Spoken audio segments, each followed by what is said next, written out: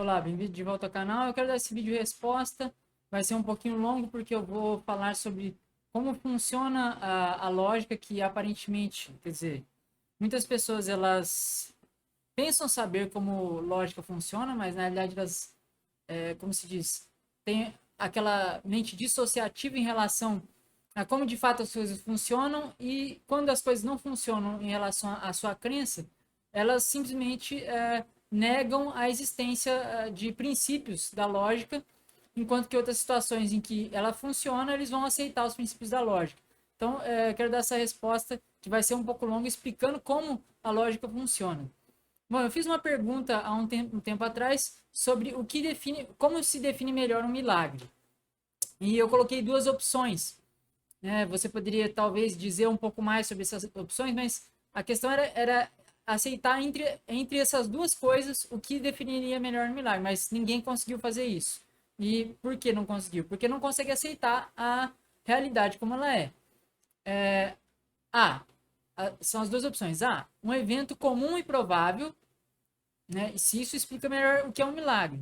Um evento comum e provável que observamos todos os dias, que é repetível, testável, plausível e que as pessoas não questionam, né, a sua ocorrência. Ou B, um evento incomum e improvável que não observamos todos os dias, que seja único ou especial de alguma forma e que possa ter sido revelado possivelmente a um grupo pequeno de pessoas, implausível e que pode levar as pessoas a questionar a sua realidade de ter ocorrido. Qual desses dois se encaixa melhor no milagre? Claramente, o B ele se encaixa melhor no milagre, mas as pessoas não querem aceitar isso. Por que elas não querem aceitar? Porque se elas aceitarem que, de fato, o milagre ele é um evento incomum e improvável, que de fato é. Porque, veja bem, se nós chamamos algo de um milagre, nós não estamos chamando de uma ocorrência como, por exemplo, o Sol, né? Que nasce todos os dias. Então, as pessoas vão chamar de, por exemplo, é um milagre que nós estamos vivos e a providência divina e são coisas que todos os dias nós temos e ninguém questiona. Não. Veja bem, o que eu estou discutindo com relação a milagres não são eventos do dia a dia que nós conseguimos explicar exatamente por que eles ocorrem. Então, o Sol ele nasce todos os dias não é porque existe um milagre, mas porque nós estamos girando em torno do Sol e estamos girando em torno do nosso próprio eixo. É por isso que nós vemos o Sol nascer todos os dias. Não é por providência divina. Nós não precisamos explicar isso por providência divina. Talvez alguém poderia explicar como uma providência porque tivemos no início a formação do universo por um milagre. E aí, esse milagre que você diz que é o início do universo, esse se encaixa de novo no B. E não no caso dessa providência que você disse que aconteceu. E eu quero dar um exemplo de uma resposta que foi dada aqui, né? No caso. Que é a resposta que de fato mostra que os cristãos eles não conseguem aceitar quando a lógica não funciona para as explicações deles, né? E foi a seguinte resposta. Ele me disse, Marcel Moraes, que sou eu, os estudos sobre milagres feitos pela igreja só servem para dar autoridade ao fato. Mesmo que não houvesse estudo, o fato de milagre em si, ou como Kant dizia, da coisa em si, já caracteriza o fenômeno do milagre. Bonitinho, né? Tentando citar Kant para poder dar alguma validade no que está falando. Mas não tem nada a ver com as calças, né? Como se diz. Já caracteriza o fenômeno do milagre. As ferramentas da metodologia científica são sempre recortadas, mas o milagre em si transcende qualquer fenômeno investigativo. Né? Não importa investigação no milagre. Lembre que a ciência, acho que ele quis dizer lembre-se, né? Lembre-se que a ciência trabalha com possibilidade de verdade. Isso aqui, de fato, é algo que acontece. A ciência ela trabalha com uma metodologia que é a posteriori e não a priori, como essas afirmações que as pessoas aceitam a priori, e ela trabalha com probabilidades, com possibilidades. Sim, por quê? Porque elas podem estar erradas e podem ser modificadas depois. Mas isto não significa de forma alguma que quando você trabalha com deduções, que quando você trabalha com lógica, que você está exatamente em posse da verdade. A questão é que a lógica funciona de uma maneira em que você trabalha com coisas em que você determina entre falsidade e verdade, mas dentro do argumento. Não significa que fora da realidade que as coisas são assim. Bom, mas eu vou explicar melhor depois. E aí ele vai continuar aqui. O milagre pertence ao campo da evidência lógica, né?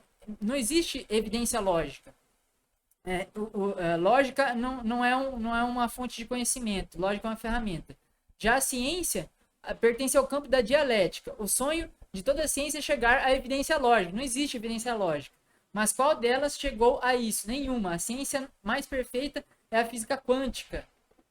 Da onde você tirou isso, né? A ciência mais perfeita é a física quântica. Mas os cientistas não sabem o que é o quanto da partícula. Ou seja, umas coisas assim que a pessoa vai tirando assim, sabe? Do Instituto Dataku, né? Porque, tipo assim, por que você acha que é a ciência mais perfeita, né? Milagre é uma intervenção divina podendo ou não ser observada, às vezes por um grupo seleto ou por milhares de pessoas. Na pergunta A, está mais suscetível para previdência ou previdência divina? Não, não está. Porque o que você considera como previdência divina, nós consideramos, pessoas racionais consideram como fatos que estão dados da realidade que nós conhecemos através do conhecimento científico, fazem parte do senso comum. Então, hoje você tem comida porque talvez você trabalhou, você conseguiu dinheiro e por isso você conseguiu comer. Se você não fizer isso, faça o seguinte: fique sem trabalhar, fique sem receber dinheiro, fique sem fazer nada. E ore ao seu Deus para você ter comida na sua mesa. E vamos ver o que acontece. Veja o que acontece. Veja a causa e o efeito. Se você vai fazer oração e vai continuar tendo comida na sua mesa, ou se você não vai. Então, não tem nada a ver com previdência, tem a ver com causa e efeito. As coisas acontecem por razões as quais nós podemos explicar racionalmente. Não é nada de previdência o A. O que é de fato mais próximo do milagre é o B, o qual você não consegue aceitar. Ele vai dizer, no islamismo, pode existir os milagres, né? Ele esqueceu aqui o S, mas tudo bem. Porém, o islamismo não começou com os milagres, começou com o cristianismo. Isso é porque você não é muçulmano. Porque se você fosse muçulmano, você acreditaria que começou com os milagres. Tanto que Maomé, segundo eles, subiu ao céu, segundo os islâmicos. Então, quer dizer, é um milagre. É um milagre que corresponde a algo que vai determinar que a mensagem é verdadeira, certo? Você não considera que Jesus subindo aos céus é um milagre? Você não considera que Jesus, os apóstolos realizando milagres e curando as pessoas, não é um milagre para confirmar a mensagem? Da mesma forma, no caso do islamismo, existem milagres para confirmar a mensagem deles. Né? Você não aceita isso porque você não é islâmico. A metodologia científica é recortada, chegando ao que eles chamam de consenso científico. Se o consenso são opiniões, a opinião pública não pode ser levada a sério porque é um voto da maioria. E aí que você está errado, que eu vou tentar demonstrar para você também, que não é assim que funciona, não é assim que funciona o consenso científico, não é assim que funciona o senso comum, né? Então ele vai dizer que ciência basicamente não vale nada o que você fala no consenso científico, o que vale são as suas intuições e a lógica, que a lógica é a evidência superior de todo o universo, né? Basicamente. Então, vamos entender melhor o que é essa... Vamos entender melhor os problemas que existem nessa explicação, né? Basicamente, nós temos o seguinte. O que os apologistas não conseguem compreender assim, no caso aí desse caso, que ele está sendo um apologista para a questão dos milagres, né? Primeiro que lógica, ela não é uma evidência de nada, né? Lógica, ela é uma ferramenta utilizada. Evidências são dadas através de fontes de conhecimento. Como, por exemplo, testemunho é uma fonte, é uma evidência. Por exemplo, testemunho, uma pessoa testemunhou que ocorreu tal coisa. Isso é uma fonte de conhecimento, um testemunho. E tem suas características próprias. A dedução, né, que relaciona argumentos de uma forma, por exemplo, como num silogismo, que é determinado se o silogismo está correto ou não através da lógica, a dedução é uma fonte de conhecimento. Assim como é a indução, né? E aí eu vou dar alguns exemplos aqui. E o grande problema que as pessoas têm para compreender a questão da dedução é que a dedução ela não determina a verdade absoluta. Ela determina simplesmente a verdade dentro do seu argumento dedutivo. O que por fora nós vamos ter que verificar por outras fontes de conhecimento, adicionando outras fontes de conhecimento para poder realmente ver se esse argumento faz sentido ou não. Então, lógica. Como funciona a lógica? Lógica, como eu estava explicando antes, não é uma varinha mágica e não é fonte de conhecimento. Lógica é uma ferramenta filosófica usada para determinar a coerência entre relações, entre argumentos declarativos que são, declarativos ou matemáticos, né? Você pode ter uma forma matemática formal, né, da lógica, como que é usado para os circuitos dos computadores. Ou seja, a lógica está para a mesa, assim como a serra está para a madeira, ou a pedra que faz a mesa. O material da mesa em si é o conhecimento dedutivo ou indutivo, ou quaisquer declarações e afirmações usadas que nós colocamos a lógica para testar essas fontes de conhecimento. Porém, a lógica em si mesma não é uma fonte de conhecimento. Ela é usada para poder se testar esse conhecimento. A lógica parte do princípio axiomático, por exemplo, da não contradição. Para exemplificar, o princípio da não contradição diz que uma declaração não pode ser ao mesmo tempo verdadeira e falsa, ou formalmente não, entre parênteses, P e menos P. Ou seja, onde esse menos ali representa o não, o V, ao contrário, representa o e o P e o menos P representam dois estados opostos e excludentes, que seriam o verdadeiro e o falso, por exemplo. Então, o princípio da não contradição, ela vai fazer com que você não possa realizar argumentos e dizer que uma coisa pode ser fria e quente ao mesmo tempo, por exemplo, né? Para dar um exemplo. Ou seja, isso significa que a lógica é usada para evitar ideias paradoxais, conflitos, né? E classifica argumentos apenas com duas classificações possíveis, né? No caso dos argumentos dedutivos, que seria verdadeiro ou falso. No caso dos argumentos indutivos, que se utiliza a cogência, nós vamos ver que ele classifica como argumentos mais prováveis ou menos prováveis. Ou seja, a lógica também é utilizada, tá certo? Caso você não saiba, a lógica também é utilizada dentro dos argumentos científicos e dentro dos argumentos indutivos, que é onde a ciência tira os seus conhecimentos. Tá? A lógica utiliza os elementos da linguagem, da semântica, para descrever esses argumentos, né, como eles estão relacionados, se eles estão relacionados corretamente, irá determinar o que pode ser considerado um pensamento convincente ou coerente e um pensamento inconvincente e incoerente. Vai separar esses dois tipos, né, de pensamentos. É uma forma de determinar o valor de certas afirmações e determina o que são argumentos corretos e incorretos dentro das suas próprias regras. Mas não significa que ele determina o que é de fato realidade. Determina o que é verdade e falso dentro dos seus argumentos, dentro da sua lógica. Vamos ver um exemplo de como a lógica funciona? Então, alguns exemplos. A lógica ela funciona dentro, por exemplo, do silogismo, tendo uma série de afirmações que nós chamamos de premissas e chegando a uma conclusão que segue naturalmente dessas premissas. Isso vai acontecer nos argumentos dedutivos, principalmente. Então, nós vamos ter um exemplo de argumento. Premissa 1. Um solteiro é alguém não casado. Isso é uma verdade por definição, arbitrária. Nós determinamos pela própria linguagem. Premissa 2. Eu não sou casado. Conclusão, portanto, eu sou solteiro. Né? Essa é uma afirmação analítica pelo fato de que o termo solteiro ele está incluso, quer dizer, o termo solteiro ele está incluso dentro do termo não casado. Ou seja, dentro dessa explicação, eu estou falando uma coisa completamente óbvia, porque um termo está dentro do outro, né? Além da verdade ali ser uma verdade por definição. Então veja que essa é uma forma de argumento dedutivo, que a conclusão ela é verdadeira, né? Portanto, sou solteiro, necessariamente através das premissas. Mas veja que esse argumento aqui ele pode ser válido, como nós falamos em lógica, válido porque internamente as suas premissas estão correlacionadas corretamente, a conclusão segue das premissas.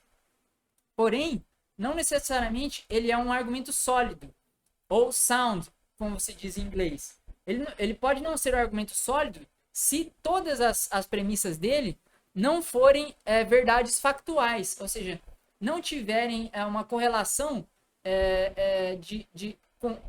com relação à verdade que existe na realidade. Então, por exemplo, eu posso dizer, na premissa 2, eu digo que eu não sou casado, certo? De que fonte de conhecimento vem essa afirmação, eu não sou casado? De um testemunho pessoal, certo? Agora, veja bem, se eu tivesse um histórico de ser alguém que fala que, por exemplo, eu sou casado, eu não sou casado para as pessoas, mas na realidade já me viram falar que eu não estava casado e eu estava, né? Por exemplo, eu fui lá, escondi a minha aliança, né? E falei para uma pessoa, eu não sou casado, em uma certa época. Você concorda comigo que as pessoas podem chegar e, falar, e duvidar e falar assim, mas você falou que você não é casado, mas teve uma situação lá atrás que você não tinha se divorciado, você falou que você não era casado. Então, será que eu posso aceitar essa sua afirmação? Então, se existe algum ceticismo, se existe alguma razão para se duvidar de que uma premissa não esteja correta, dentro das premissas de um argumento dedutivo, se existem razões suficientes para alguém fazer objeções a uma premissa, ela necessariamente ela não pode ser aceita.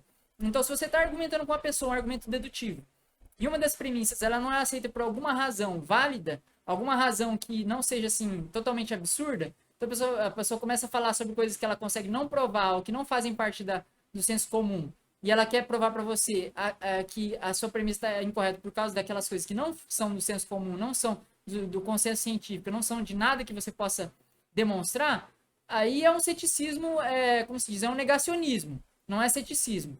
Agora, se existem razões plausíveis para se duvidar de qualquer premissa, aquele argumento ele vai ser válido, mas ele não vai ser sólido. Por que ele não vai ser sólido? Porque uma das premissas ela é meio duvidosa.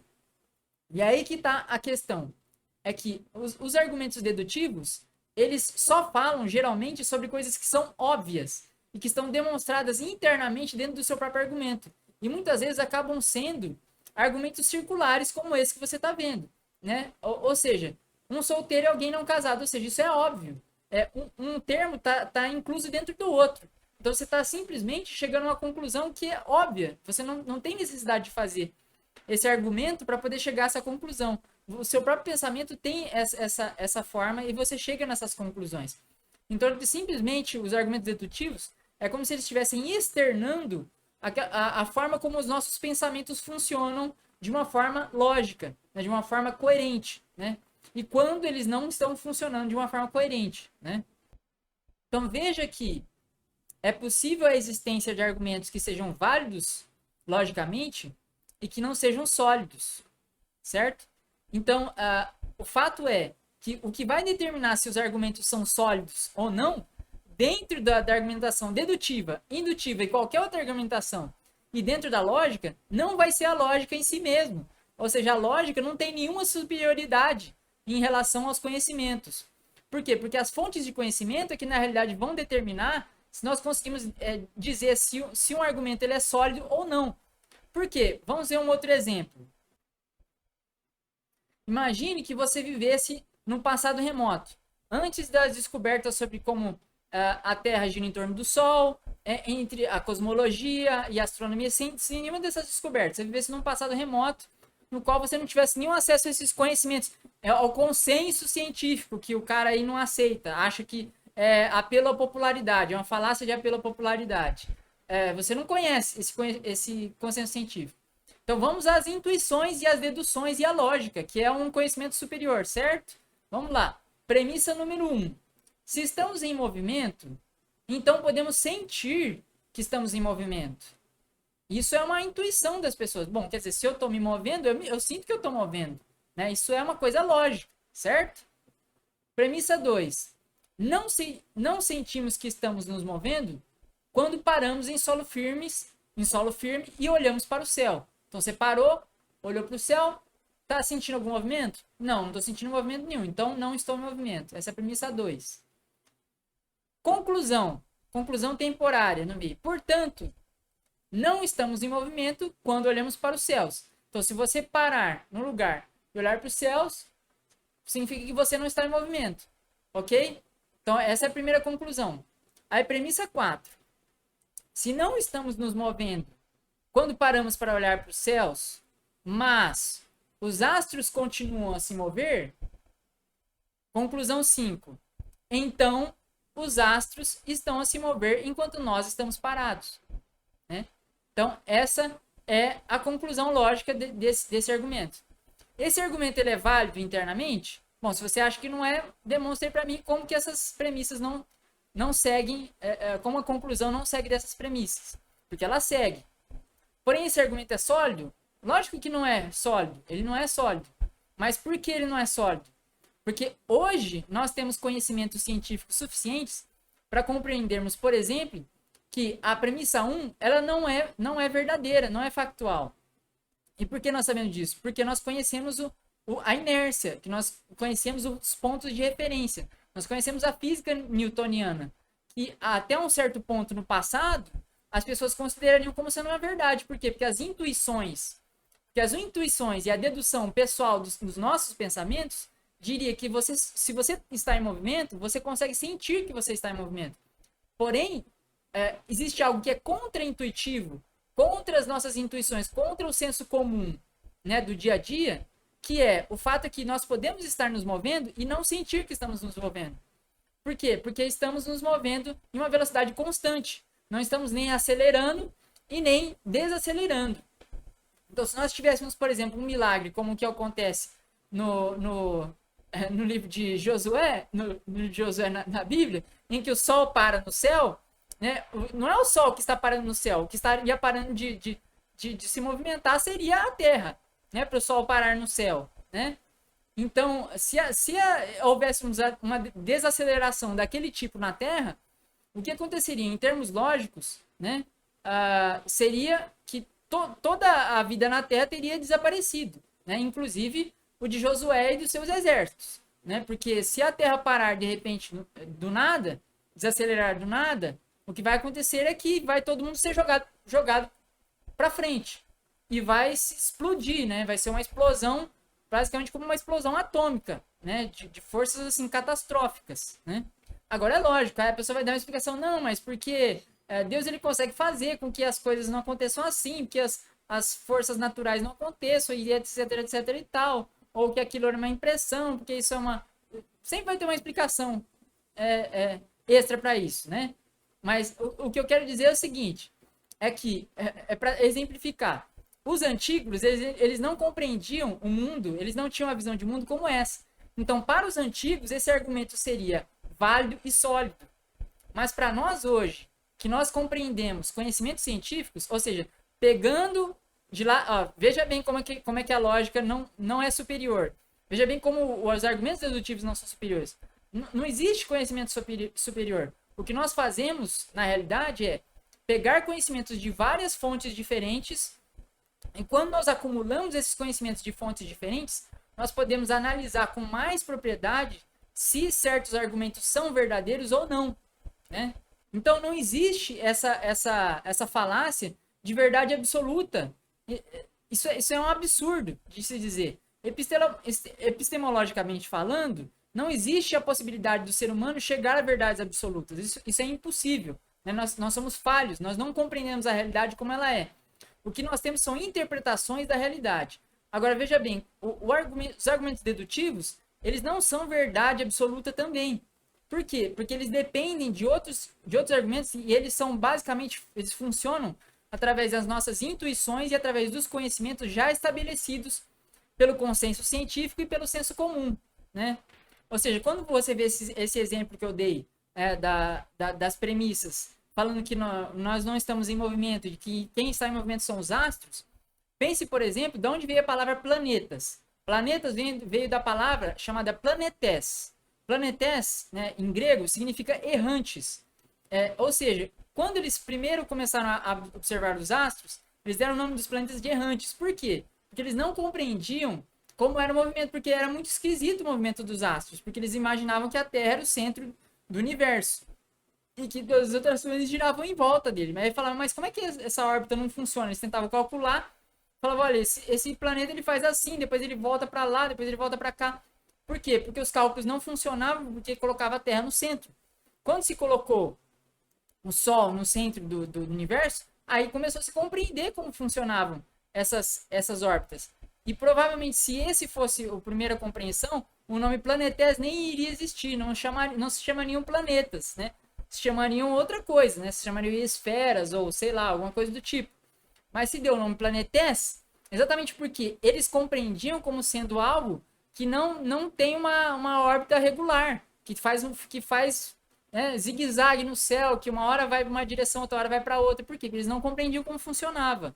Agora, outro argumento, como por exemplo funciona no caso dos argumentos indutivos. Eu vou dar um exemplo aqui. Premissa 1, a maior parte das aves voa. Premissa 2, Tintim é uma ave. Conclusão, portanto, Tintim provavelmente voa. Então, como funciona? Isso é um argumento bem simples, né? Sem muitas premissas e sem muitas conclusões mirabolantes. Né? Veja bem, aqui nós temos o seguinte. A primeira premissa, ela parte de uma observação né, do mundo animal, da categorização. Então, alguém observou boa parte dos animais que existem na Terra, não todos eles, observou boa parte das aves e concluiu que, dentro dessa amostra que ela teve estatística das aves, que a maior parte das aves voa. Alguém diz para ele que, olha, Tintim é uma ave. É um testemunho de alguém. Olha, alguém viu a ave, viu um ser lá que tem penas, né, tem asas, né, tem bico, né, e falou, bom, tem uma simetria bilateral, né, e tudo mais igual, parece uma ave, certo? Então, Tintim é uma ave. Essa pessoa concluiu que Tintim é uma ave. E aí, portanto, ele chega à conclusão de que, olha, provavelmente essa ave aí voa, né? Tintim provavelmente voa. Então, aqui junta novamente aquele processo analítico de colocar um conceito dentro do outro, né? Porque Tintim é uma ave, portanto, Tintim voa, que é uma conclusão lógica que segue das premissas anteriores, né?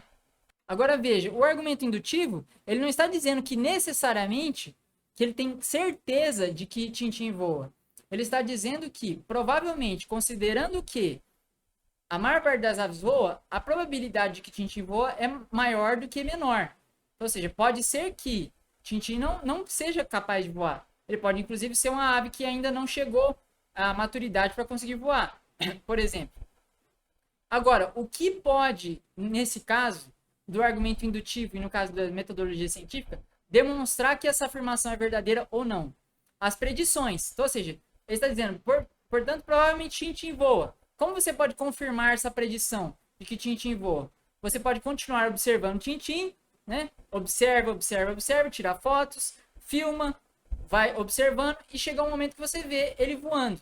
Opa, confirmado, ele voa, né?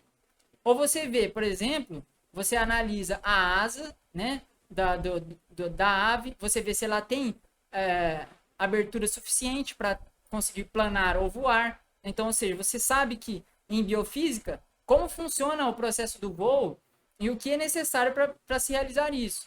Você sabe quais são os músculos necessários de se desenvolver na ave para que ela possa ter a capacidade de voar. Então, mesmo que uma ave, por exemplo, esteja em cativeiro, por exemplo, não esteja voando, você consegue determinar com certa capacidade, com uma probabilidade muito alta, se aquela ave é um tipo de ave que voa ou não. Então, quando você observa uma galinha, você vê que o tamanho das suas asas, né, não são suficientes para que ela consiga voar. Né? Por quê? Porque o peso do corpo que ela tem que segurar no ar será muito grande. Né? Enquanto que quando você observa uma ave de rapina, ou você observa um corvo, ou coisa do tipo, você vai ver que existe uma proporção diferente entre o tamanho das asas e o tamanho do corpo da ave. Então, ou seja, existe uma série de metodologias que você pode utilizar na metodologia científica para poder demonstrar se essa afirmação ela é verdadeira ou não. O qual você vai tirar de outros conhecimentos, você vai tirar do testemunho da observação, você vai tirar da analogia, né, da homologia entre outras espécies que você já observou que voam. Você vai observar pela genealogia do certo animal. Então, por exemplo, você sabe que os pais, né, os parentes daquela ave voam. Então, peraí. Então, quer dizer, existe hereditariedade. Então, provavelmente, essa ave também voa. Se ela não voa, vai ser por um problema genético ou por algum defeito. Então, ou seja, existe uma série de coisas que você pode colocar a teste para você chegar a essa conclusão, no qual você não simplesmente depende da ínfima lógica de um silogismo para você chegar a essa conclusão. Então, agora nessa outra sessão, eu vou estar dando 3 características, 3 ferramentas para você conseguir reparar no tipo de bobagem que as pessoas falam a respeito de provas, né? Provas sobre a existência de Deus, argumentos ontológicos, cosmológicos e argumentos morais, né? O argumento cosmológico eu já descrevi bastante num outro vídeo sobre o argumento Kalam, que já foi assim refutado, acho que 1 trilhão de vezes. Aí você pode encontrar na internet pessoas falando sobre esse argumento, o quanto ele não demonstra nada sobre a existência de Deus. Mas as pessoas continuam repetindo, por quê? Porque elas não entendem princípios da lógica. Essas 3 ferramentas que eu quero que você carregue com você para você reparar em absurdos, além das ferramentas que você pode encontrar na lógica, como encontrar falácias lógicas, né? Que eu falo em vários argumentos aqui, nós vamos ter esses 3, que são o ônus da prova, A, B, a falseabilidade, que foi popularizado por Karl Popper, né? Falando sobre filosofia da ciência, e C, a navalha de Ockham, né? Primeiro, A, ônus da prova. O ônus da prova se refere à tarefa de tentar demonstrar que uma afirmação é verdadeira, ou seja, o ônus é o trabalho necessário a ser feito por alguém para realizar uma asserção sobre a realidade. Então, no geral, não é pedido este trabalho de provar quando as asserções são comuns e não demandam ceticismo por parte dos seus ouvintes. Porém, quando se trata de um ambiente no qual são apresentadas diferentes versões sobre os fatos, como, por exemplo, numa corte de um julgamento, ou em um contexto filosófico ou científico, o ônus da prova deve recair sempre sobre aquele que realiza uma afirmação que desvie de algum consenso ou de um senso comum, ou de um consenso filosófico ou científico. É sobre isso que aquele cara que fez a resposta lá antes para mim não entende como funciona o ônus da prova. Ou seja, se qualquer coisa que alguém afirmar fira qualquer um desses consensos, ou do que está firmemente estabelecido por outros, né, consensos, cabe a essa pessoa demonstrar que a sua afirmação tem maior poder explicativo do que as demais.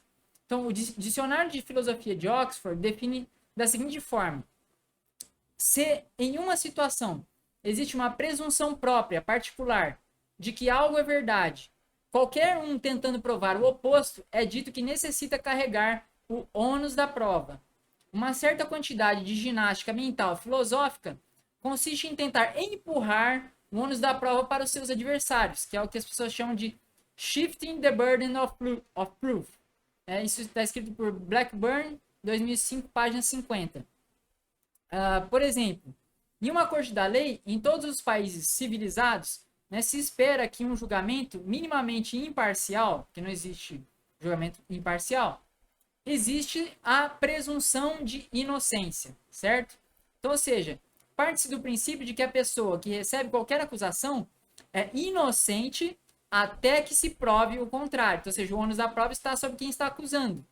Dessa forma, não é o papel do réu primário de provar que ele não fez algo, mas da acusação de apresentar as provas de que ele fez algo contra a lei, e a defesa vai endereçar, né, vai dar as suas objeções a estas provas. Exemplo, uma testemunha diz: Pedro, conhecido como Galileu, roubou meu carro. Né? Você falando. E aí o juiz pergunta: qual é a sua prova? Aí a testemunha fala: eu estou dizendo que ele roubou. Isso não é o suficiente? E se ele não o fez, ele tem que provar que ele roubou meu carro, que ele não roubou meu carro. Se ele provar que ele não roubou meu carro, eu fico satisfeito. Mas enquanto ele não provar, eu estou certo de que ele roubou meu carro. Aí você percebe por que existe a presunção da inocência e o ônus da prova, né? Porque veja como neste caso, uma pessoa pode receber um monte de acusações falsas ou sem provas o tempo todo e estar em um beco sem saída. Porque, assim, se não existisse a presunção da inocência, muitas coisas são difíceis de provar que você não fez. Por quê? Porque em certas situações você vai provar o que você fez e não o que você não fez, né? Fora que essa prática, ela estimularia, e nós sabemos que atualmente, por exemplo, no Brasil, estimula um monte de acusações falsas sendo feitas por motivos escusos, né? Então, um caso semelhante a isso nós temos no caso do lawfare, né? Que é o que a gente chama de guerra jurídica, no qual as pessoas elas lançam dezenas de acusações contra uma pessoa como por exemplo um candidato político, e ou um adversário competidor em qualquer área, por exemplo, pode ser uma área econômica, né? Como, por exemplo, alguém que quer pegar uma licitação e aí ele não pode pegar essa licitação porque ele está sendo acusado, as pessoas não querem aceitar a pessoa na licitação. E o propósito é deixar a pessoa atolada em um monte de processos que ela não consegue responder, independente dessas acusações terem qualquer procedimento verdadeiro ou provas. O que importa nesses casos é fazer com que a pessoa pareça culpada pela repetição de várias acusações e fazê-la gastar recursos financeiros para se defender dessas acusações.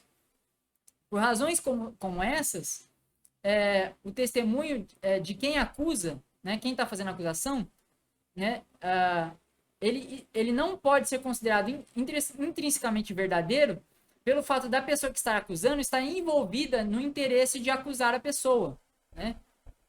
Então, a pessoa que acusa, ela não pode ser tomada como o valor intrínseco de verdade, tomado ao pé da letra, pelo simples fato de que ela está envolvida no caso. Ou seja, não basta ela dizer o testemunho dela, ela tem que ter provas para corroborar o testemunho dela. Quanto a exemplos como este, eu vou deixar um link na descrição aqui, falando uma jurista aqui que trabalha com uma advogada criminalista, que vai falar sobre alguns exemplos desse acontecendo no judiciário brasileiro. Vou deixar um link na descrição. Vai descrever exatamente isso, como no caso que aconteceu recentemente com o ex-presidente Lula, né? Em que as acusações foram retiradas. E qual a razão para a qual isso foi tirado? Veja bem, foram tirados. Você não precisa concordar com as pessoas dizendo que, não, eu sei que ele foi inocente. Você não tem certeza disso absoluta.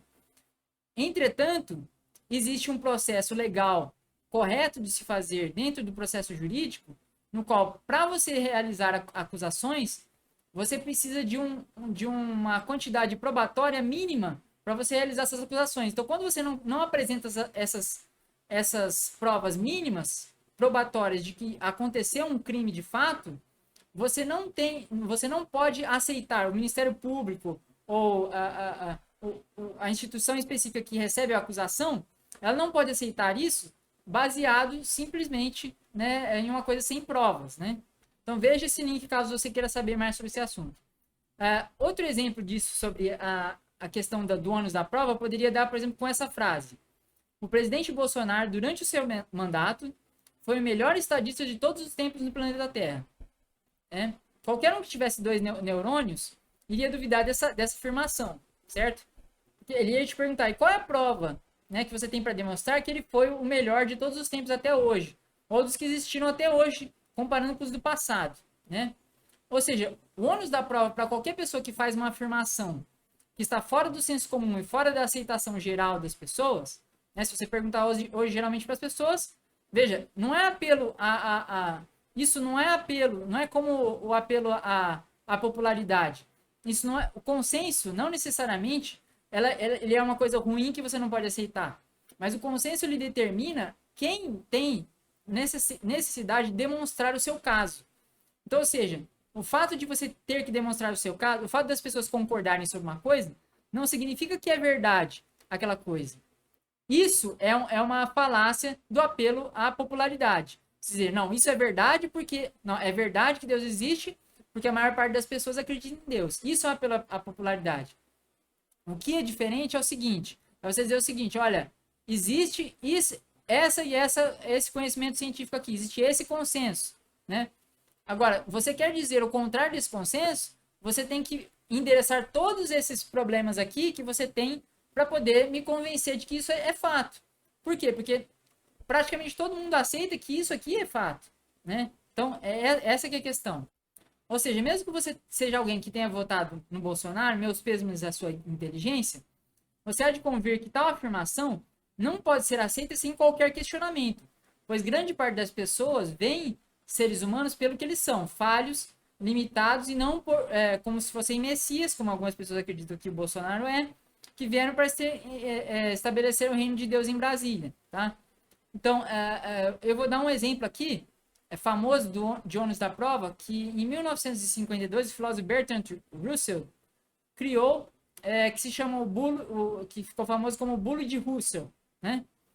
No discurso do próprio Russell, ao se referir a argumentos religiosos e transferir o ônus da prova incorretamente para aqueles que não acreditam em Deus, ele fez a seguinte comparação, que tem a ver com essa coisa do apelo à popularidade e tem a ver com a coisa da questão do consenso. Então, as pessoas vão pensar, não, mas não é consenso que Deus existe, então o ônus da prova recai sobre os ateus que falam que Deus não existe. Certo? Não, peraí. Vamos parar e pensar um pouco sobre como funciona essa coisa do ônus da prova, tá? Então, aqui vai esse exemplo para você pensar. É o que ele diz, eu vou aqui colocar na sua tela. Muitas pessoas ortodoxas argumentam como se fosse o trabalho dos céticos de refutar dogmas recebidos, ao invés dos dogmáticos de prová-los. Isto é, certamente, um equívoco. Se eu fosse sugerir que a Terra e Marte, entre a Terra e a Marte, existe um bule de porcelana chinesa rodando em torno do Sol, em uma órbita elíptica, ninguém seria capaz de refutar a minha asserção se eu adicionasse uma cláusula cuidadosamente de que o bule é por demais pequeno para ser revelado por quaisquer instrumentos que possuímos. Mas, se eu continuasse e dissesse que, já que minha asserção não pode ser refutada, é intolerável a presunção da parte da racionalidade humana de duvidar da mesma, eu deveria ser corretamente identificado como alguém falando um absurdo. Se, porém, a existência de tal bule chinês fosse afirmado por livros da antiguidade remota, ensinado como verdade todos os domingos e inculcado dentro das mentes de crianças na escola, hesitação na crença da existência de tal bule se tornaria uma marca da excentricidade e conduziria tal cético às atenções de um psiquiatra em uma era esclarecida ou de um inquisitor em uma era anterior a esta. O exemplo do Bertrand Russell caracteriza os dois primeiros tópicos que são fundamentais para a compreensão da argumentação lógica. Lembre-se que, quando alguém faz uma afirmação que foge à intuição do senso comum, ou dos conhecimentos estabelecidos por filosofia ou ciência da área referida, o ônus da prova de demonstrar que a afirmação é correta, verdadeira, recai sobre a pessoa que faz a afirmação, e não em você de defender uma posição comum e padrão. Então, ou seja, quando alguém realiza uma afirmação sobre algo, como evolução é algo que nunca aconteceu, é uma mentira. Esse é um tipo de afirmação que carrega a necessidade do seu interlocutor de demonstrar por que ele acredita que a evolução não é uma explicação suficiente para os dados da realidade, e ele terá uma tarefa praticamente monumental para demonstrar que a sua explicação, né, a sua teoria, consegue lidar com todos os dados que atualmente nós possuímos sobre a teoria evolutiva e os quais ela consegue explicar corretamente. Ou seja, não basta você fazer uma afirmação e você não ter a prova da afirmação que você está fazendo. Outra coisa muito importante sobre o ônus da prova é que geralmente, assim como no caso da acusação lá que nós temos da pessoa que roubou algo, o ônus da prova geralmente recai sobre a pessoa que realiza uma afirmação positiva sobre algo. Então, por exemplo, se eu disser, eu pessoalmente, olha, nenhum Deus específico existe. Se eu faço essa afirmação positiva, de que eu sei absolutamente que não existe, eu tenho o ônus da prova de demonstrar isso. E vai ser uma tarefa praticamente impossível, porque depende de como as pessoas definem a esse Deus. Porém, se alguém dá uma definição de um Deus específico, não, é o Deus do Antigo Testamento que fez isso, isso e aquilo, que fez isso e aquilo que o outro, fez esse e aquele milagre. Esse Deus específico, a pessoa diz, esse Deus específico aí, do cristianismo, ou do judaísmo, ou do islamismo, ele existe. O ônus da prova recai sobre a pessoa que está fazendo a afirmação, aquela afirmação. E veja bem, isso não é uma coisa que é questionável. Por que é questionável? Veja bem, por mais que você tenha um monte de pessoas que acreditem no cristianismo, você também tem um monte de pessoas que não acreditam. Então não é um consenso. Isso não é um consenso. Você vai ter pessoas que acreditam em Alá e você vai ter pessoas que acreditam em Yahweh. Então quem é que está certo? Né? Não podem estar os dois certos. Né? Um está certo, o outro está errado. Né? São excludentes as duas coisas. Um monte de pessoas, né? Inclusive se você pensar em número de pessoas, pensa na China e na Índia. A China e a Índia juntas têm a maior parte da população humana. Então, o que significa que a maior parte da população humana não é dessas religiões, né? Apesar de parecer que sim, mas a maior parte da população humana não é dessas religiões. Então, ou seja, não é um argumento que possa ser aceito com base simplesmente no consenso e no senso comum. Ele pode ser questionado facilmente pelo simples fato de que nós sabemos que há um monte de outras visões diferentes que não aceitam essa. Portanto, segue que a afirmação de que um Deus X existe, né, específico, ela é uma afirmação que demanda um ônus da prova. E não de quem está dizendo, olha, eu não acredito que isso existe. Por quê? Porque você precisa me dar provas convincentes disso. Agora, o que acontece quando alguém simplesmente ignora o consenso do senso comum e o consenso científico? Ele age como negacionista. Ele diz, por exemplo, que a Terra é plana, né? Que é uma situação semelhante. Veja que, de acordo com nossas intuições do senso comum, nós pensaríamos que a Terra é plana. Porém, isso se nós não tivéssemos uma educação científica e conhecimento dos dados recebidos por informações, como fotos que nós temos do planeta Terra, do lado de fora, por fato de nós sabermos como funcionam os satélites orbitando pela Terra, o fato de nós sabermos como funcionam essas coisas, né, e como são lançados foguetes o tempo todo, que as pessoas não vão ficar gastando dinheiro para mandar satélites para um negócio que não funciona, né? Ou, por exemplo, no caso dos aviões, como que os aviões funcionam nessa coisa da Terra plana, né? Nós não temos, então, os fusos horários, né? Os fusos horários não funcionam, né? Se a Terra é plana. Então, as pessoas não pensam bem no que elas estão falando quando elas pensam a Terra é plana. Elas simplesmente não têm, elas não levam em consideração o consenso, o senso comum hoje, né? Não do tempo antigo, e o consenso do científico.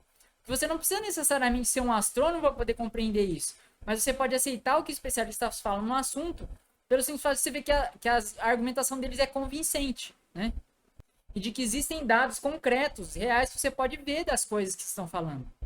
Porém, quando alguém faz afirmações sobre a existência de entidades fantasmagóricas, grandiosas, como de religiões como os deuses, tais afirmações não são consideradas como se necessitassem de prova por seus proponentes, pois eles dirão que é algo simplesmente que eles pensam através das intuições do senso comum, e a maior parte das pessoas acredita. E como eu disse, não é a maior parte das pessoas que acredita. As pessoas acreditam em coisas completamente diferentes, como sendo deuses ou não, né? Então não são as mesmas coisas. O que novamente é um erro devido a termos um problema semelhante ao terraplanismo. As nossas intuições do senso comum nem sempre conseguem obter informações verdadeiras sobre a realidade de fato das coisas. E o avanço do conhecimento científico, passo a passo, demonstra isso. Que nós vamos, com o tempo, mudando o que nós consideramos como senso comum e vamos considerando, por exemplo, coisas como os pulos quânticos, né, em que um elétron está num lugar, de repente ele está em outro.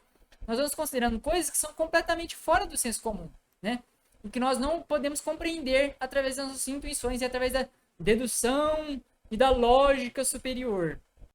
Outro exemplo, grande parte das religiões abraâmicas, islamismo, judaísmo e cristianismo, tem como referência que Deus está reinando em algum lugar nos céus. Se você ler os textos, a visão deles é exatamente essa. Mesmo eles falam isso tanto nos poemas como nas descrições literais dos textos narrativos, que Deus está reinando nos céus, né? Por quê? Porque nós vemos, por exemplo, nesses textos, Elias ser levado aos céus, uma carruagem de fogo, Jesus ser elevado aos céus e Maomé ser elevado aos céus. Né? E para que ser elevado aos céus? Não tem nada lá para ser elevado aos céus. Mesmo versões posteriores que levam em conta a possibilidade de um local de existência, de um vácuo, de planetas e de não sei o que, ainda assim eles consideram que Deus está reinando lá em algum lugar nos céus. Né? E nós não podemos observar nada nos céus. Né? Nós sabemos muito bem isso hoje. Existe, por exemplo, uma frase erroneamente atribuída a Yuri Gagarin, primeiro o ser humano a viajar para o espaço, né, o cosmonauta, onde eles atribuem a ele dizer: eu olhei para todos os lados e não vi Deus. Na verdade, ele não disse isso. Né? Atribui erroneamente porque Yuri Gagarin ele era da Igreja Ortodoxa Russa, então ele não diria provavelmente isso. E ele nunca confirmou que ele disse isso. Isso foi algo que foi dito pelas pessoas que trabalhavam ali e que queriam fazer uma propaganda, né, anti-religião. Mas, enfim, se ele dissesse, isso não estaria incorreto. Né? Por quê? Porque nós já viajamos muitas vezes para o espaço e nós não encontramos Deus nenhum ali. Não tem nenhum Deus, nem deuses, nem demônios, nem potestades que eram consideradas dentro do judaísmo do segundo tempo, potestades e coisas, princípios que estão lá nos céus reinando. São coisas, estrelas, consideravam estrelas como sendo, né, poderes e não sei o que. Não tem nada disso. Nós sabemos que estrelas não têm vontade própria.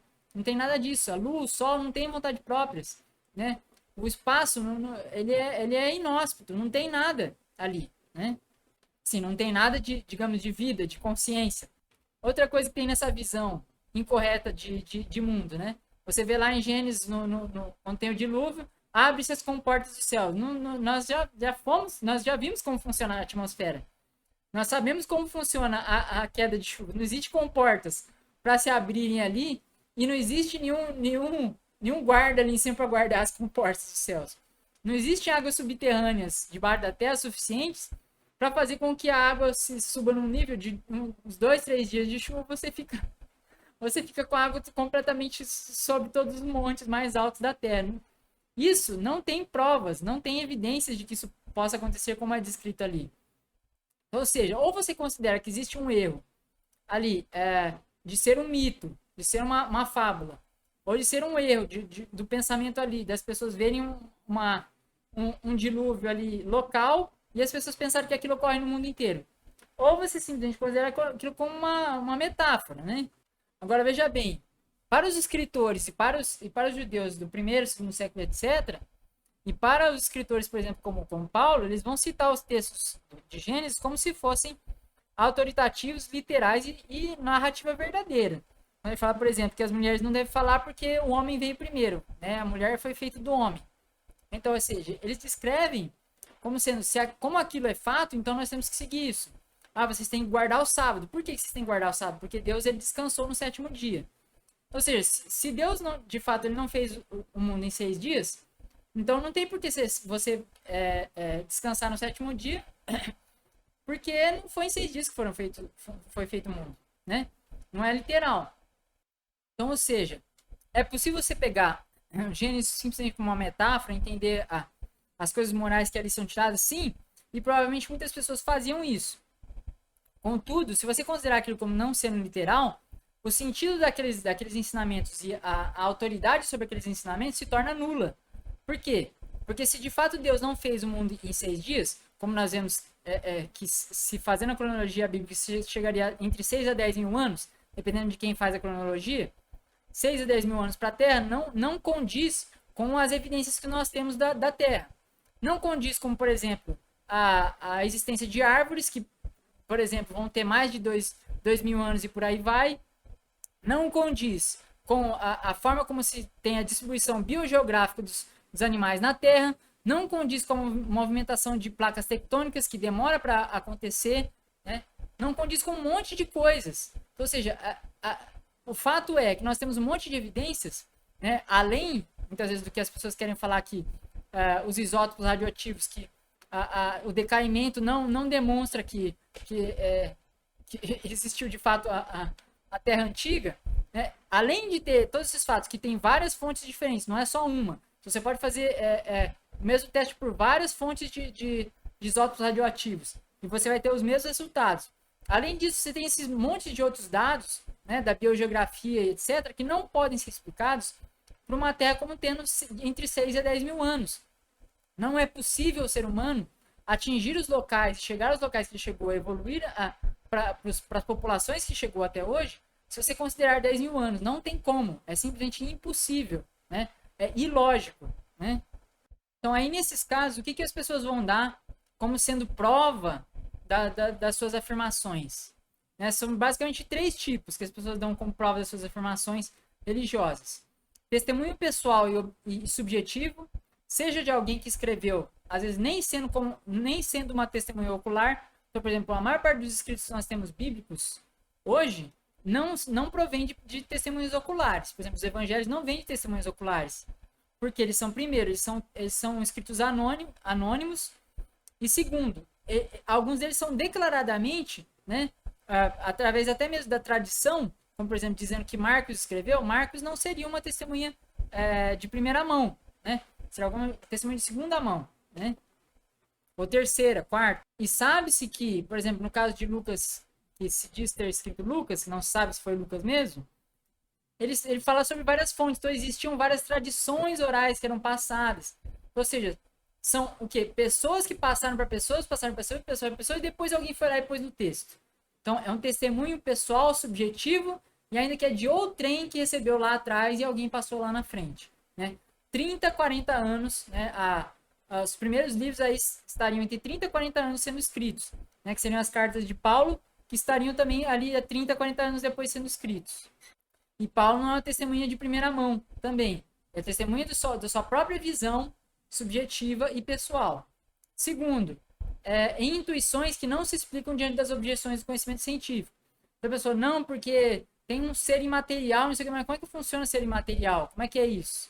Como é que ele pode ter pensamento se não tem neurônio, se não tem nada? Né? Não explica. Né? Ah, eu não sei como funciona, mas eu só sei que foi assim. Que isso, Chicó? Já estou ficando por aqui com suas histórias. É sempre uma coisa toda esquisita. E quando se pede uma explicação, vem sempre com não sei, só sei que foi assim. Né?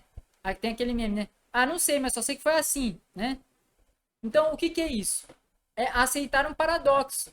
E o que exatamente, que ferramenta nós usamos para poder evitar paradoxos? A lógica.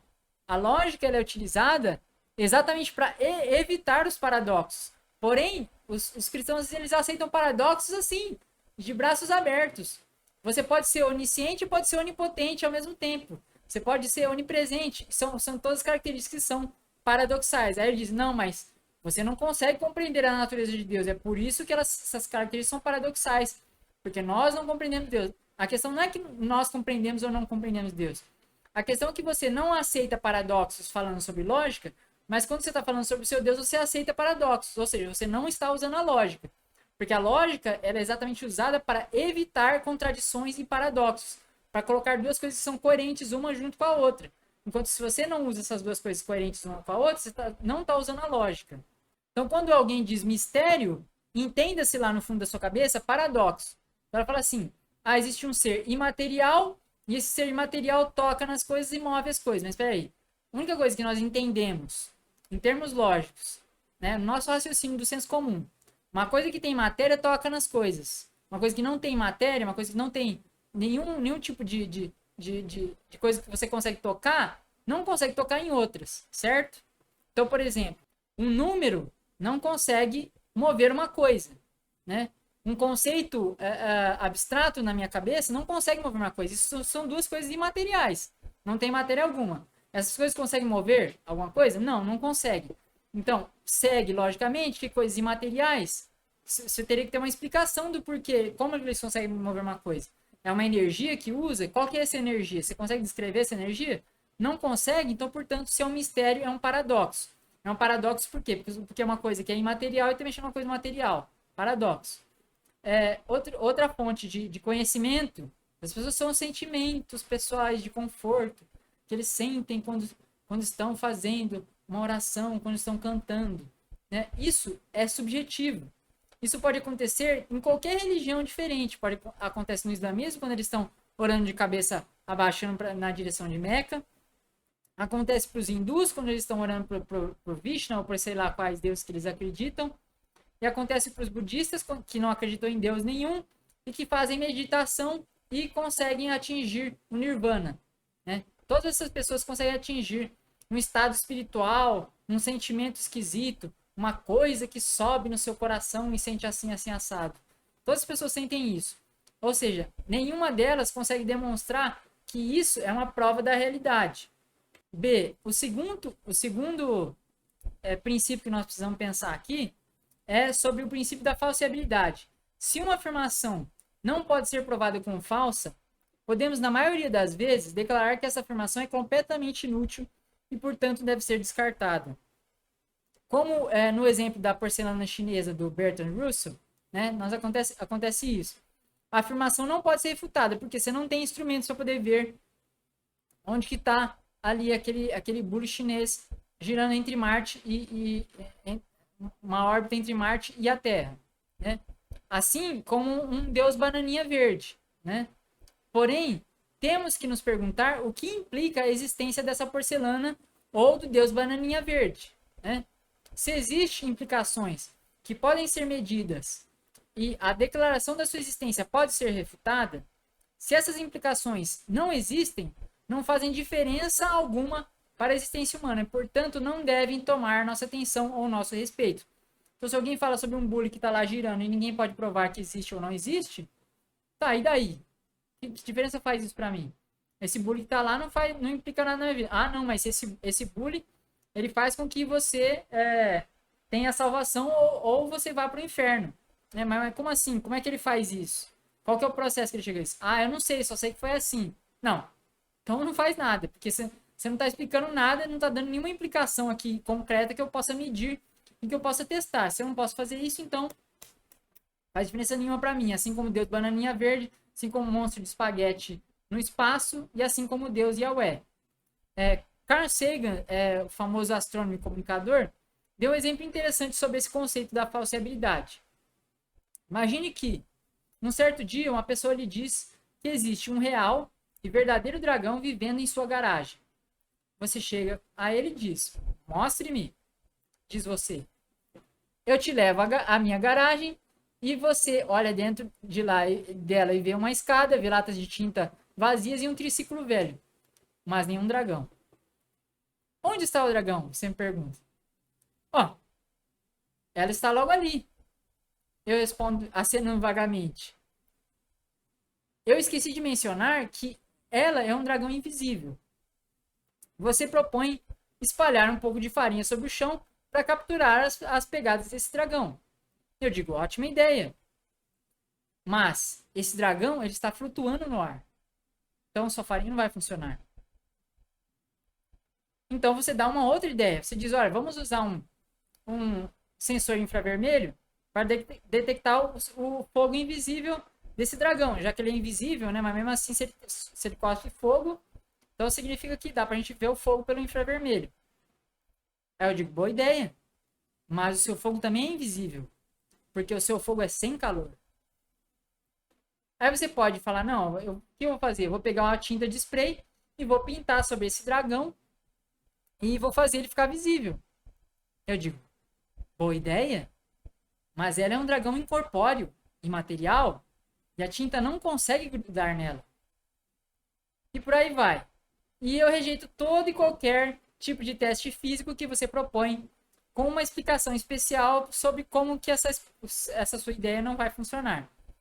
Este é um exemplo de como ao mesmo tempo demonstra de ter um conceito que não pode ser falseado e também de um conceito qual você move o poste do gol a toda vez que o adversário argumenta contra você. Então, o adversário argumenta uma coisa e você diz, não, mas tem uma explicação aqui que eu vou te dar, que é isso aqui. E tudo que você fala não sempre tem uma explicação. É assim que funcionam teorias da conspiração, né? Todo tipo de demonstração que você dá razoável de que aquela explicação ela não funciona para explicar os dados, a pessoa vai dar uma explicação qualquer que ela tirar a posteriori, ad hoc, e vai demonstrar para você que está errado, porque não entra dentro do pensamento dela, né? Ou seja, não pode ser falseada aquela ideia. Algumas pessoas, alguns cristãos acham que, por exemplo, a teoria evolutiva funciona da mesma maneira, mas não funciona. Se você conseguisse encontrar certas demonstrações, como por exemplo, de que existe o surgimento de espécies, né, do nada, e que, de fato, por exemplo, você tem... se você tiver, por exemplo, vários fósseis em camadas geológicas completamente incorretas, como, por exemplo, um coelho no pré-cambriano, por exemplo, ou vários animais que são vertebrados no pré-cambriano, você iria ver, tá vendo só? Nós temos aqui demonstração de que todos esses animais surgiram ao mesmo tempo, de que Deus os fez assim, pluf, falou e aconteceu. Tá vendo só como é que eu estava certo? Isso demonstraria diretamente que é uma teoria falsa, né? E que tem algo que precisa explicar, né? Olha, tem esse problema aqui, vocês precisam explicar. E aí isso iria contra o consenso, e aí você começaria a acumular mais evidências para poder ver se realmente isso procede e ver se, olha, realmente aquela camada geológica lá, os dados que você encontrou lá realmente de fato são daquela era. Então você pode testar o solo que está ali, você pode verificar outros fósseis que estão naquela mesma camada, você vê, olha, realmente, de fato, aquele fóssil está ali e ele é daquela época. Ou seja, você vai complementar esses dados e vai demonstrar. Você poderia, vai lá, começa a cavar, Cristão, começa a cavar para você encontrar com eles no pré-cambriano, de repente você encontra, né? Esse é o tipo de coisa que você precisa para poder demonstrar que uma teoria é incorreta e, de fato, teorias que funcionam e que funcionam como a evolução têm possibilidade de ser falseadas. A questão é que existe um número tão imenso de evidências e de explicações que já foram acumuladas nessa área que, para você demonstrar que ela seja incorreta, você vai precisar de uma quantidade de evidências tão boas quanto essas e explicar os mesmos dados que eles explicam, né? Note que nesse exemplo do Carl Sagan, do dragão invisível, nós temos que isso é suspeitamente, esse dragão invisível, é semelhante às declarações dos deuses mitológicos, né? Deuses que não podem ser vistos, não podem ser ouvidos, não podem ser medidos, não podem ser testados, não podem ser sentidos, exceto ouvidos e sentidos para aqueles que sentem a sua presença e ouvem a sua voz no seu interior. Assim como o dragão invisível na minha garagem. Eu sinto a presença do dragão invisível na minha garagem. E eu sinto que ele... Eu ouço a sua voz, eu vejo o seu fogo invisível, né? Ele tá na minha imaginação, mas não tá na sua. Vou fazer o quê? Se não tá na sua, mas tá na minha, significa que é verdade. Veja, não é assim que as coisas funcionam, compreende? E é da mesma forma que não funcionam. É por isso que nós não aceitamos testemunhos subjetivos como prova. Por quê? Porque é preciso corroborar o que você está falando com outras provas. Para terminar, o último conceito é o da navalha de Ockham. Esse conceito foi popularizado, inclusive, por um frade franciscano, William of Ockham. William de Ockham. Entidades, não, ele diz basicamente nessa princípio, entidades não devem ser multiplicadas desnecessariamente. Agora, o que significa isso? Na prática, isso significa que quando você tem duas hipóteses competindo com respeito aos mesmos dados, aquela que apresenta somente os passos necessários e mínimos para se chegar à conclusão deve ser preferida. Ou seja, se a sua explicação tem menos premissas supérfluas, menos suposições, menos asserções sem provas ou coisas do tipo, ela será considerada melhor ou mais parcimoniosa. Para não confundir as coisas aqui, eu vou explicar como realmente funciona a navalha de Ockham, que não é simplesmente você escolher a opção mais simples, porque uma explicação de algo, como por exemplo, a teoria da relatividade geral, por exemplo, é uma teoria extremamente complexa. E nem por fato de ela ser complexa significa que ela é falsa. Então, ou seja, nem sempre as explicações que são complexas são falsas. A questão é que as explicações que têm um número muito grande de pressupostos, os quais você não consegue demonstrar ou explicar, eles são menos favoráveis a serem verdadeiros do que aqueles que têm um monte de premissas e pressupostos, os quais você consegue explicar, né? Que é o caso, por exemplo, da relatividade geral e da relatividade. Consegue explicar dados melhor do que outras teorias. E por isso que é aceito, né? Mas antes de falar na navalha de Ockham, um exemplo, vou explicar basicamente o que significa ontologia. Ontologia é o estudo da existência, certo? E a ontologia, você tem que estudar filosoficamente a existência de todas as coisas em termos práticos, né? Todos nós mantemos uma certa ontologia informal das coisas que acreditamos existir no universo e no mundo, né? Temos uma visão do mundo no qual certas coisas nós consideramos como coisas que existem, outras coisas que existe uma probabilidade de existirem, outras que possivelmente não existem e outras que nós falamos, isso aí não existe. Então, na nossa ontologia informal, de todas as pessoas, tem basicamente essas 4 categorias, né? Coisas, que existem, coisas que provavelmente existem, coisas que provavelmente não existem, ou seja, que ela não tem certeza, mas é provável que não, e coisas que não existem. Então, nós temos basicamente essas 4 categorias. Vamos imaginar que na sua ontologia você tenha, por exemplo, que existem objetos concretos, que você pode interagir, que você pode tocar, que você pode observar direto ou indiretamente, ou que outros interagem, que, por exemplo, você acredita que o planeta Terra que existe debaixo dos seus pés existe, que você mesmo existe, que outras pessoas que você interage existem, que animais e plantas existem. Você, né, acredita em todas essas coisas. Na categoria de provavelmente existem, você poderia delegar, por exemplo, no seu caso, que talvez os princípios físicos do universo sejam fixos e existam, né? Ou talvez não. Talvez eles possam mudar, como as leis da termodinâmica, forças do eletromagnetismo, gravidade, causalidade, como causa e efeito. Talvez você não tenha certeza sobre isso, por exemplo, né? Não estou falando especificamente que você tenha, mas estou dando exemplos aqui. Daí, agora imaginemos que uma pessoa lhe dê a seguinte explicação sobre uma doença que um parente seu tem, né? Seu parente está lá muito doente, não consegue respirar, está lá com certos problemas. Aí chega alguém para você e diz, certamente ele pegou essa doença devido àquele dia que ele foi amaldiçoado por uma feiticeira. Ela fez uma macumba e agora ele está com essa doença. Causa e efeito. A explicação, outra explicação que vem dos médicos é a seguinte, abre aspas.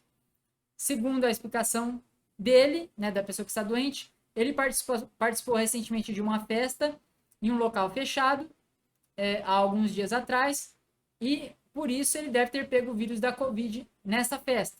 Fizemos o teste sanguíneo nele e o teste deu positivo para o Covid.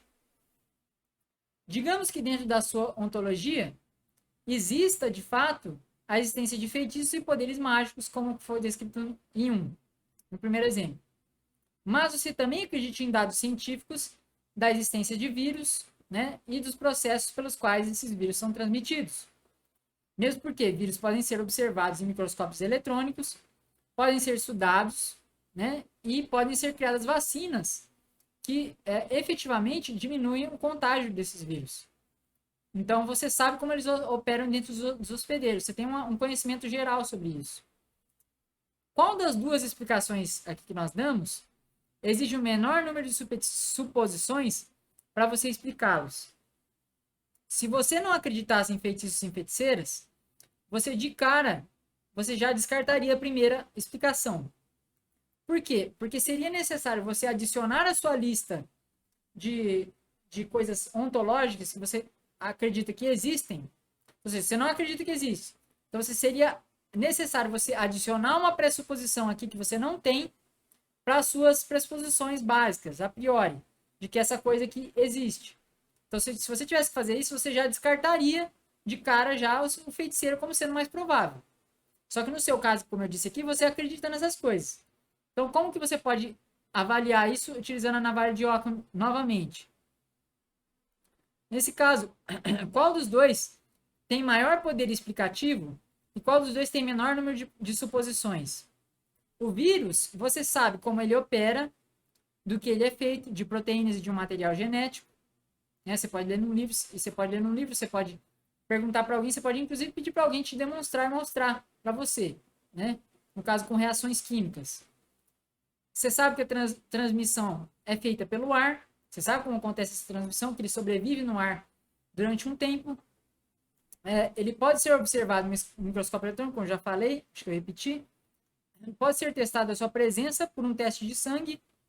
E você sabe que a explicação do seu parente, que foi numa festa, e você sabe a explicação do especialista médico, né, sobre como pode ter ocorrido a infecção. Coloca essa afirmação de frente com a afirmação da feitiçaria, a qual você não sabe como ocorre, certo? É um mistério para você. Como que as palavras da pessoa do feiticeiro, como que a macumba que ele faz, como que o fato dele matar um animal lá e fazer uma coisa, se relaciona como causa e efeito, né? Como que isso afeta diretamente algo que não está ligado fisicamente com ele. Então, ou seja, causa e efeito são coisas que acontecem no tempo, né? A causa anterior e o efeito posterior, e os dois têm que ser correlacionados de alguma maneira física. Ou seja, você não pode empurrar uma bola, né, sem você estar em contato com a bola. Então, como é que o feitiço e o feiticeiro se relacionam com a pessoa de longe e fazem com que essa pessoa esteja enfeitiçada? Através do poder das palavras? Como que é esse poder das palavras? Através de uma manifestação mental, né, psicossomática da pessoa, que ela ouve as palavras do feiticeiro e aí acontece nela a coisa, nós conhecemos esse tipo de causa e efeito. Porém, nesse caso aí, essa causa e efeito explica melhor o caso, né, dele estar com falta de ar, e de ter o teste lá, parecer que deu Covid positivo, dele ter ido numa festa recentemente. Essa explicação explica todos esses fatos anteriores que a gente está falando? Não, não explica. Então, portanto, todos os pressupostos que você faz sobre a feitiçaria, de que é uma coisa que acontece. Você não sabe como acontece, você não tem explicação sobre como acontece. Todos esses são pressupostos que você tem que adicionar para poder acertar essa explicação. Enquanto que a explicação mais simples se torna aquela que consegue explicar todos esses dados sem colocar nada supérfluo, ou seja, nada que seja um pressuposto não demonstrado, não provado, para que você dê a explicação. Ou seja, você pode muito bem acreditar que elas existam, mas você não consegue provar que elas existam. E esse que é o problema. Por razões como essas, que explicações simplesmente não sobrevivem à análise parcimoniosa dos dados, como explicações criacionistas para uma Terra jovem entre 6 e 10 mil anos, entre tantas outras explicações. Eles não conseguem explicar a maior parte dos dados, e por isso não são explicações mais simples, por isso não são explicações corretas, mais parcimoniosas. Por quê? Porque exige uma série de pressupostos, os quais você vai dizer, eu não sei como aconteceu, é um mistério. Tá, você não sabe, mas eu estou explicando aqui como que desse outro jeito pode acontecer e como que desse outro jeito ele explica os dados. Então, se esse outro jeito explica os dados e o seu jeito não explica, significa que a sua explicação tem menos poder explicativo e tem mais pressupostos, os quais você tem que acertar a priori aquela coisa como sendo o que você está dizendo, sem você dar uma explicação e dar uma prova do que você está falando. Então, no próximo vídeo, o que eu vou fazer? Eu vou falar sobre os argumentos ontológicos e sobre o argumento do design inteligente e como que esses argumentos eles falham em todas essas ferramentas da lógica que eu expliquei aqui. Te vejo lá.